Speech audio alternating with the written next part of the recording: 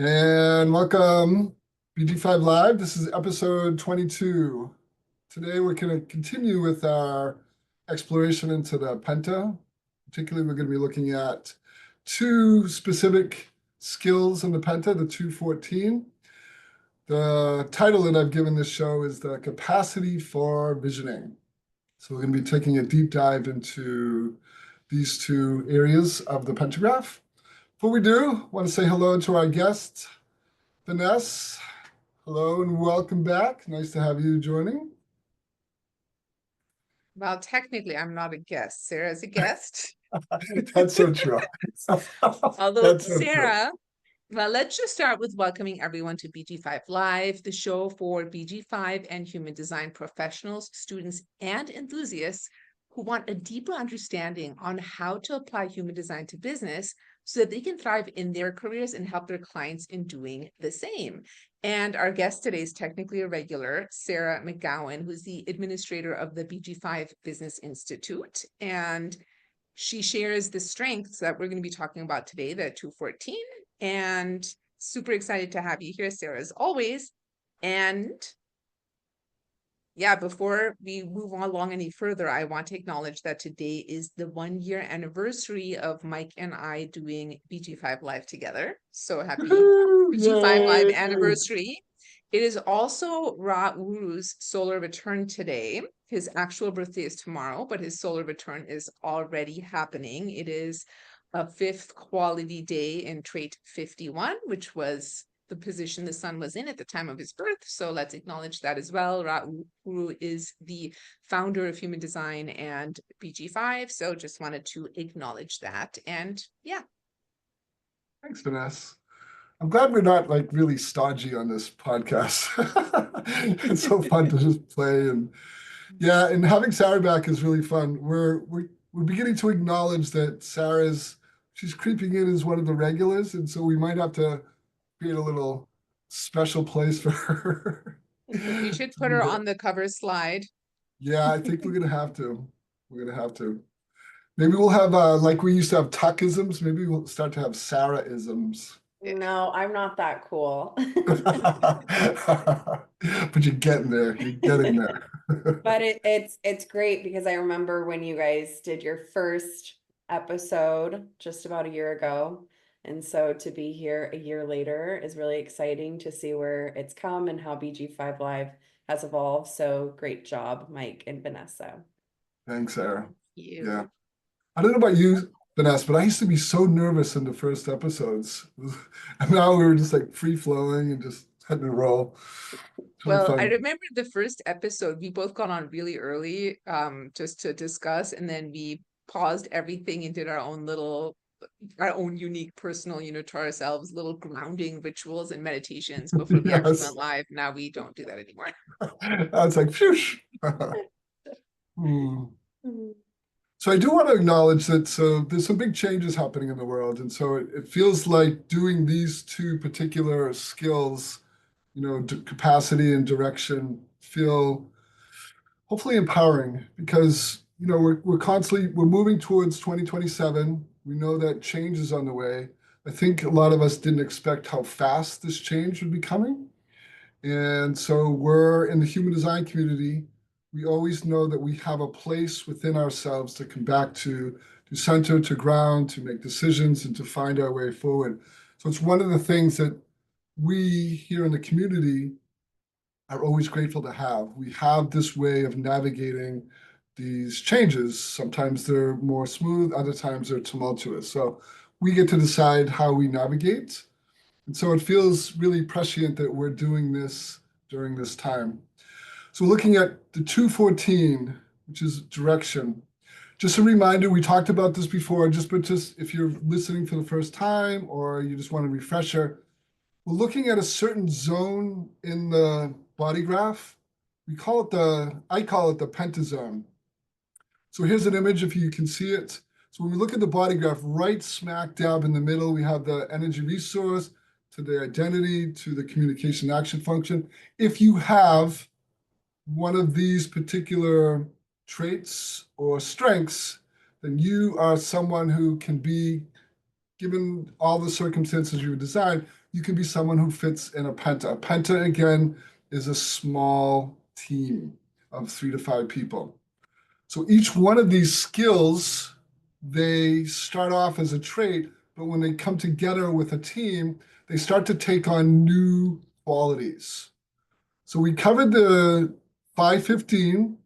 So it's the lower left strength, which is, remember we talked about the 15, which pulls everyone into the group. Then the 5 is the culture. This begins to create, like, this is how we do things. Last session, we looked over at the 4629. The 46 is the aura stabilizer, brings people together, starts to create a personality. And the 29 is commitment. So now we're moving to what we call the power column. So the 14 and the 2 start to move up to what we call the upper pentagraph.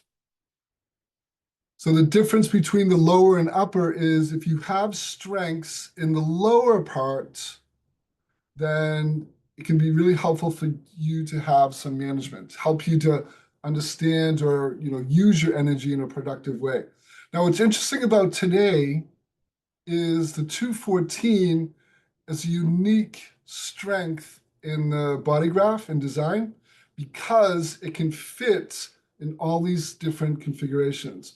So we won't talk about it so much, which is the 214 is both in the penta, but it's also in the wa. So we have our teacher, Banu, who is teaching OC16 right now. So OC16 are large group dynamics. So you think about, big organizations, companies, any big gatherings, we consider that wa. So those are different techniques. The 214 is that place that can fit in all these different kind of environmental zones. Lower pentagraph was still here. This will be our last time. We'll continue in the lower, but then we're going to be in the last 3 shows, we'll be looking at the upper and talking about that. What's interesting to know, I think we might have talked about this, the 214 is the only place in the penta that is connected to the upper, which is essentially the expression of the penta. We remember from our last sessions that a personal quality or a trait turns into a skill. Think of it as morphing. As soon as you start connecting with a larger group, that's what happens. So really simply, the capacity, this is the 14, this is the ability to generate resources that help the business thrive. A nice tagline is, this is the motor that jumpstarts any business.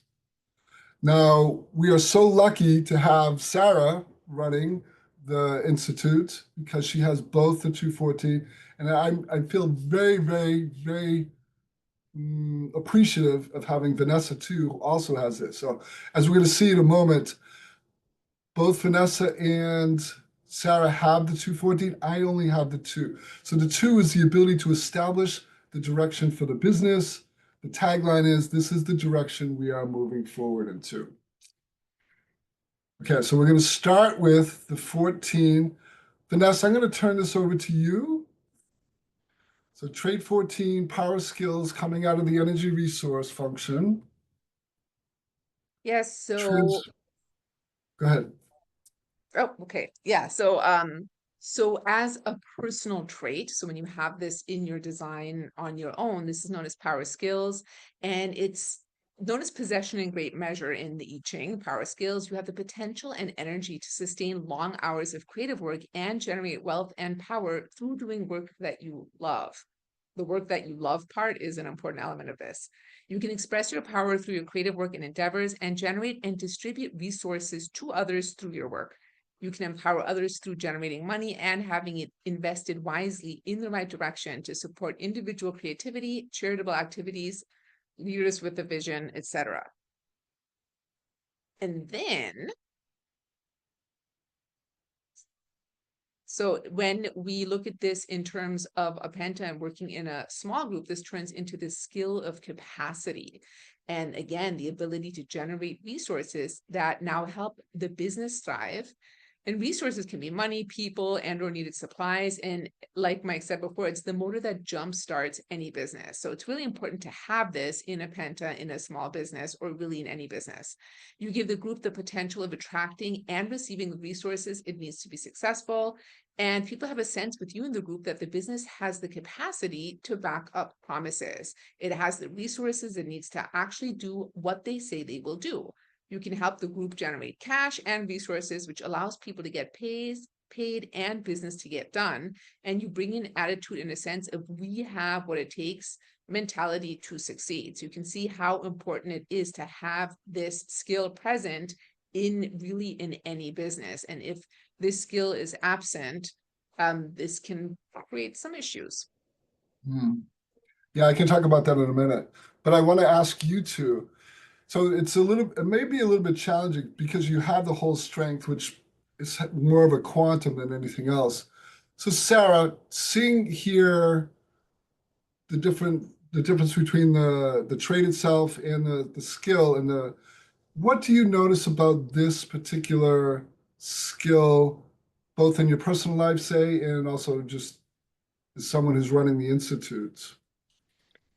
Yeah, could you go back to the power skills slide? I think it just works a little bit differently for me, and then also in an OC16, right? So like if I'm working by myself or in a partnership or in a Penta or an OC16, it functions kind of similarly, but like individually, I know what I have and what like I have the capacity for the day. You know, doing work that you love is very important because of course you can get burnt out. You can't just, say yes to everything. And maybe because it's attached to the energy resource, it's like that's part of my gut response is like, do I have the skills, the capacity, the resources to do this? And I would say I'm also very good with my money. It's not that like I just hoard it, but like I spend wisely and like I really calculate, is this worth it? What's going to be like my return? Is this going to help people? I look too at other organizations. So say I'm going to donate my time or my money or like, resource to an organization, I think, do they have a direction? Do they know where they're going? Is this going to get the return? Just where's the best place? Because I'm a resource. Where's the best place to put my energy, right? And then if you go back to the capacity, that's like really feeling within a team setting, do we have what we need to move forward? Right? Like, are we missing a person? Like, I can really feel that in a group and kind of start to point it out. Yes, that's a great idea, but we don't quite have the funding. Let's wait a little bit longer, or we need to hire someone, or we need a facility. This isn't the right facility. What we want to do isn't going to work here. And it can be quite frustrating working with a group when you can see those details, but other people can't. And even if you try to explain it, it can lead to a lot of frustration within a group when people can't see those details that like we just simply don't have the capacity right this moment. And I don't know, Vanessa, how does it show up for you? I will say it shows up for me in a lot of similar ways, especially, what you said about when from the personal level of, even where like we are investing, and also like when I invest in charities, I'm gonna have a one quality in my public role as well. I really invest, like, how's that money being used? Where is it going? Even like who runs it, all that kind of stuff. I also, from that personal level, if you go back to the previous slide, I can really spend, like, I really have the ability to sustain really long hours of creative work when it is work that I really love. I can really get lost in it, and time just flies by and things just come through, provided it's work that I love. When it's work that I do not love, that is not the case at all. It is like the clock is slowed down. Sometimes I wonder if the clock has gone backwards when I'm doing work that I do not love, because I feel time just moves so slowly. And yeah, and when it comes to the skill, I also am very good at noticing like when the resources, when the capacity is not there, and it is quite frustrating. Of course, this is a energy resource trait, skill, and also strength. So frustration can come along with that. Yeah, and then Mike, if you go back to the next slide about the skills. Yeah, being able to attract actually also the resources that we need whenever I'm involved in a group or in a business. Like it does seem really natural that we bring in what is needed in order to be successful. And definitely that when it's something I love, that I responded to correctly, that we have what it takes attitude or mentality is something that I definitely have and that I also impact the group with. Mhm. Yeah, I but I would also say that it's like there can be situations throughout your life where we don't have what it takes. And then everyone can tell you just can't commit, you yourself can't commit. And for me, I'm just like, okay, I abdicate, like I can't do it, you know? This is fascinating listening to the both of you. I loved how, you brought in the simplicity, but also the broader perspective. The simplicity is, do I have the energy for this? Do I actually want to commit? Do I want to commit my energy, my time, my resources? I also love that both of you were really in tune with, if I'm going to give my energy, my time, my resources, my money, then is this a good use of that? You both sound really in tune to that. So it's not just yourself, it's you're also really sensing into the broader spectrum, which is, the team and the people, the organization that you're committing to. Yeah, that was really wonderful to hear both of you. Would you add anything else before we go on to the two? I would just add that if you don't have it, um, like I'm almost a little envious of those people sometimes. I know a lot of people that don't have the 14 and they do things and they experiment and it's more of like a trial and error. Whereas I'm like, I'm not even going to test the waters because I just feel like I know that the resources aren't there or I don't have the energy. But then there's people that just, they kind of gamble a little bit more, right? And say, well, I'm going to try it out anyways. I'm not really like that. I'm a little bit more, I guess you could say cautious, but I don't mean that in a negative way, but I make these, I guess, decisions based on my body awareness of, you know, in response of, do we have this or not? So if you don't have it, you might be a little bit more willing to try something, even if you feel like it might fail, whereas I probably wouldn't. Hmm. It's almost like you have that built-in capacity. We have what it takes, or we don't. So I will speak from the perspective of having the two, but not the 14. I think it's one of the biggest shadows and challenges for me because my vision is off the charts and I can create visions like no one's business. And I've realized that the vision I get invested in, the thing that I want to create, and realizing I don't actually have the capacity, I don't have the energy for it. Now, I misunderstood this for a long time because I have the 3420, and you just naturally assume, okay, someone has this power to express. It seemed like it would be natural to, express your vision, but they don't work in that way together for some reason, and not only that, I'm a second line quality profile, public role. And so I'm very selective about what I give my energy to. Sometimes my mind's like, let's create everything. And my body says, no, we're just going to do these very narrow things. Without the 14, it's even more so. So I I somewhat envy you 14s. So yeah. All right, let's move on down to the two. Vanessa. All right, so personally, the two is the driver, and this is someone who can guide the direction of others. It's about inner direction. This sits on the identity and direction function, and you have a sense of direction that comes from within. And it's not simply about geographic location, it can be the direction of your life, your work, or your client's life or work. There's a talent for guiding others, an inherent sense of where someone or something needs to go, and you can direct others towards the resources they need to support their creative endeavors.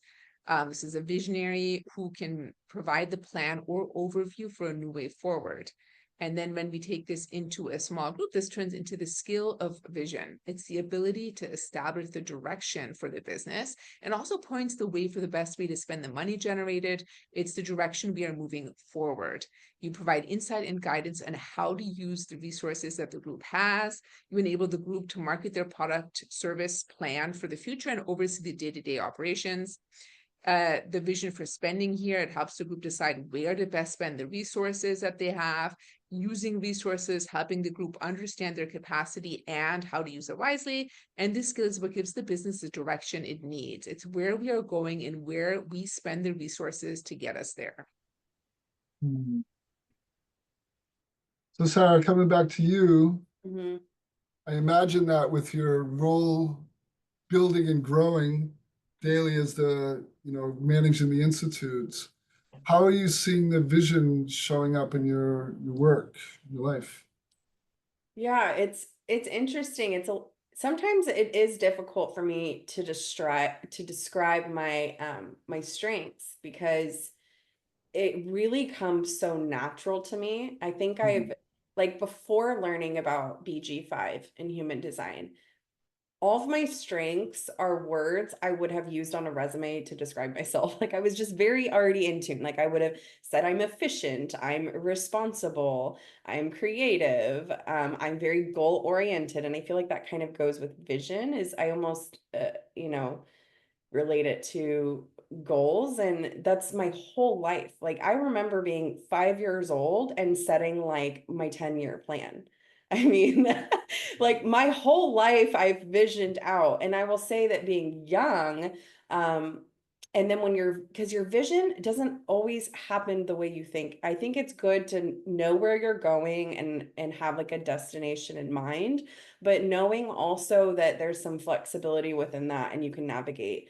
That it might change a little bit or it might feel different or it might look a little different. And also, when you hit the destination, so say, you achieve your vision, you achieve your goals, sometimes it doesn't feel like you necessarily thought it would. So as I've gotten older, I've definitely been a bit more flexible with my vision. Like I hold space for it. I don't necessarily share it as much either, because I do find that sometimes when I share too many details about my goals and my vision, that people think they can give their opinion on it, and then me being very sensitive, it can skew like, oh, am I on the right path, or maybe I should start to people please and do what they want me to do. So it's definitely a balance, and also feeling like I want the group to feel like it's a shared vision.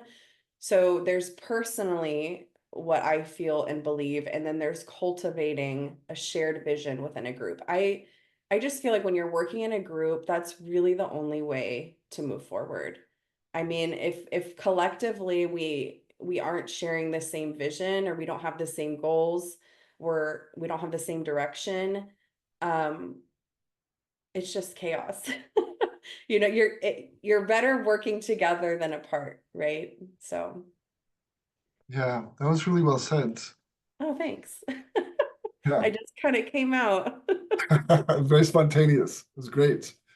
I'd love to hear from both of you is we also know that the 214 sits in the individual circuitry thematic. So it operates in a pulse. So the pulse, as we know, it's not there, and then it's there. The pulse essentially represents awareness, knowing. So with this capacity for vision, or even just visioning itself, do you notice that it's not there, and then at some point it comes? This could be for both of you, by the way, because you have both the Vanessa, 214. do you want to take it or?